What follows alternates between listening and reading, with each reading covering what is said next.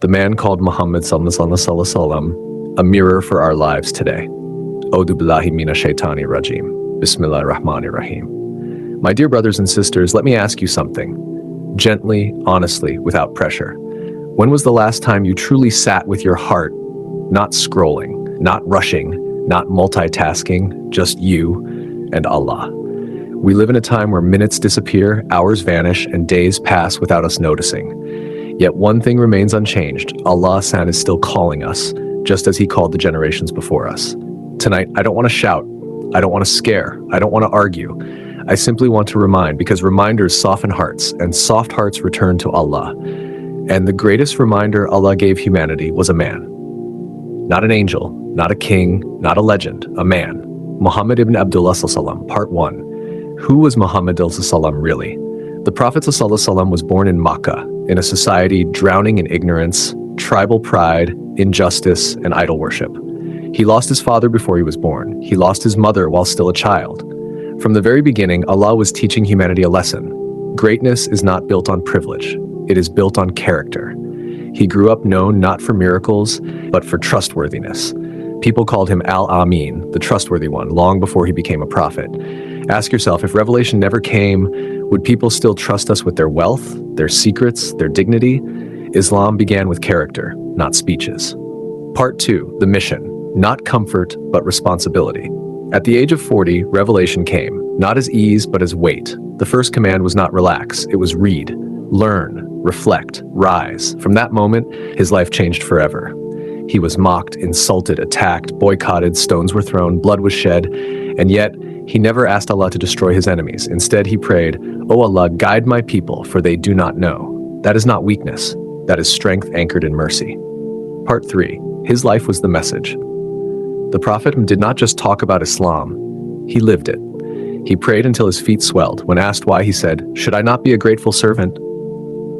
Gratitude was not a word for him, it was a lifestyle. He sat with the poor, he ate simple food, he mended his own clothes, he listened more than he spoke. And today we measure success by followers, likes, and comfort. But Allah measures success by sincerity. Part 4, worship versus distraction, a hard question. Why is it that 3 hours of a movie feels easy, but 5 minutes of Quran feels heavy? Why do notifications excite us, but the adhan feels routine? It's not because Islam is boring, it's because our hearts are overloaded. Scholars say the heart is like a cup.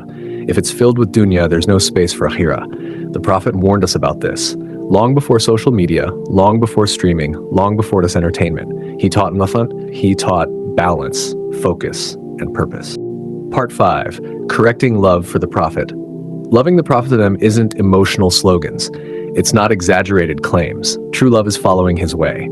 How he prayed, how he spoke, how he treated people, even those who hurt him. The strongest miracle of the Prophet ﷺ is the Quran. The clearest proof of his truth is his character, and protecting his honor means speaking truthfully about him. Part 6, why we feel sleepy in prayer. The scholars explain, when the heart is absent, the body follows. Prayer is not tiring, distraction is. The Prophet ﷺ taught us to pray as if it were our last, because one day one prayer will be our last. Part 7, time. The greatest amanah. The Prophet said we will be asked about our time before our wealth. Minutes are not cheap. Hours are not replaceable.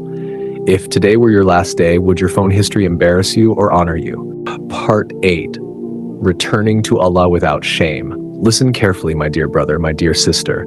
Allah does not expect perfection. He loves returning hearts. Every tear of regret, every quiet dua, every sincere attempt, Allah sees it all. Never say, "I'm too far gone." That sentence is not from Allah, it's from shaitan. Ending reflection. The Prophet passed away at 63. His mission lasted 23 years, but his impact lasts forever. He did his part. Now the question is not who he was. The question is, who are we becoming? If this reminder touched your heart, like this video so others can find it. Comment one lesson you're taking with you today. Subscribe for more Islamic motivational videos like this. For more heart-touching Islamic reminders, faith boosters, and short motivational talks that bring peace to your heart and draw you closer to Allah Sansad, watch the full playlist in the description below. Heart-touching Islamic reminders like motivation, faith, and hope. Alhamdulillah.